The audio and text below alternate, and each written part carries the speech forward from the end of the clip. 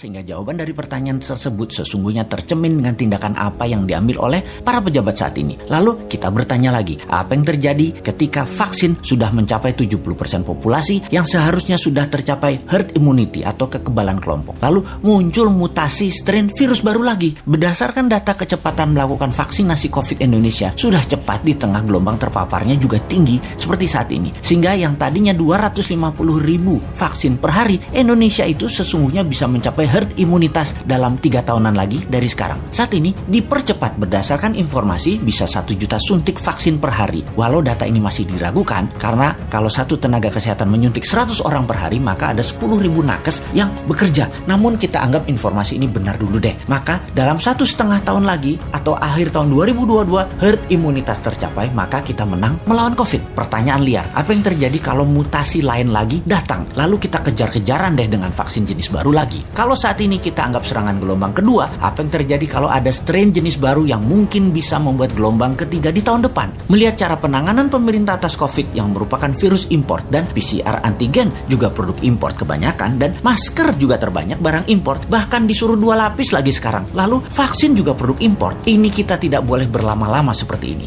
Apa nggak kita balik aja sebaiknya? Inilah masa di mana produk lokal, misalnya masker, harusnya merupakan 90% masker yang beredar di Indonesia saat ini adalah buatan lokal. Antigen tes lokalnya harus 100%. Vaksin lokal harus 50%. Atau obat peningkat imunitas yang lokal harus digenjot. Agar kalau virus mutan lagi, kita nggak terus bergantung impor yang akan membuat ekonomi negara digerogoti uang keluar atau flight capital. Sudah cara bernegaranya membatasi uang beredar menjadi tipis di tanah air, uang tadi ditarik keluar dengan berbagai kebutuhan impor dan tunai di tanah air harus hidup dengan pinjaman dolar asing dan yuan. Rupiah kok jadi nggak berdaulat ya? Pastinya karena kebijakannya terlalu impor. Walau bisa terlihat benar karena semuanya dalam keadaan darurat, tapi kalau bernegaranya daruratnya berkepanjangan seperti ini, sebenarnya bisa nggak masuk kategori salah kelola atau mismanagement bernegaranya. Lebaran tahun 2020 nih ya, kita nggak boleh mudik, pulang kampung, mudik apalah itu. Lalu tahun 2021 berlaku lagi, nggak boleh mudik lagi. Oke lah, kita manut, 2 kali ya kita manut. Walau ada beberapa orang nggak tahan melakukan pulang kampung yang katanya mereka lah penyebab meledaknya gelombang kedua paparan COVID sekarang. Oke lah, argumen ini diterima. Tetapi kalau tahun depan 2022 masih lagi,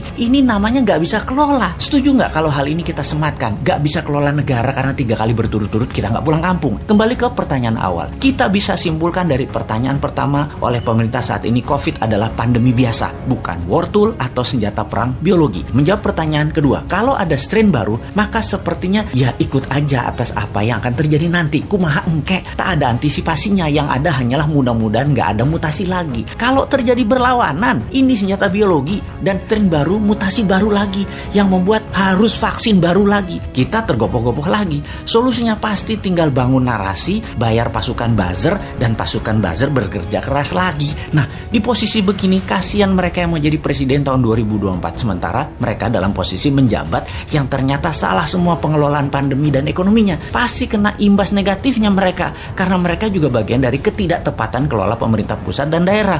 Karena yang digadang-gadang tahun 2024 kebanyakan pejabat incumbent. Di sini enaknya jadi yang bukan pejabat tetapi selalu memberikan solusi. Bahkan bukan hanya solusi, tapi saran yang dikerjakan walau dengan skala tanpa fasilitas. Bisa jadi kuda hitam nggak di tahun 2024 kira-kira dia itu? Tapi mudah-mudahan prediksi ini salah. Ekonomi membaik, COVID teratasi tahun ini. Amin. Cuman takut aja prediksi ini benar. Masa tinggal bosman tahun 2024? Ya nggak mungkin toh. Harusnya bisa 3 kali menjabat. Dukung!